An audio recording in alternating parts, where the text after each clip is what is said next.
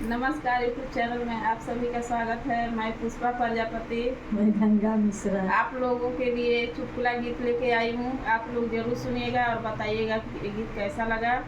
और चैनल पर नए हैं तो लाइक और सब्सक्राइब कर लीजिएगा ताकि हमारा वीडियो सबसे पहले आपके पास पहुँचे। बैल में धोखेबाज मोर कहना न माने। बैल में धोखेबाज मोरे काना न माने।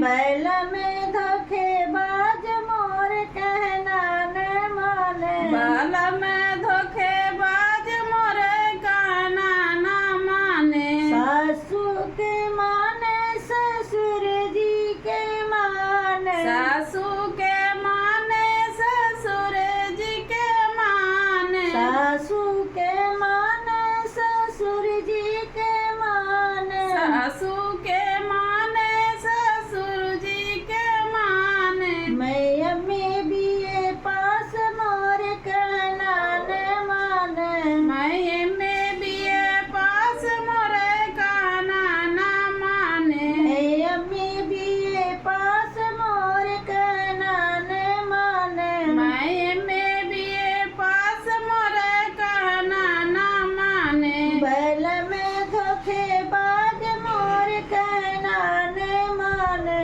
बैल में धोखेबाज मोरे काना न माने। बैल में धोखेबाज मोर कहना न माने। बैल में धोखेबाज मोरे काना न माने।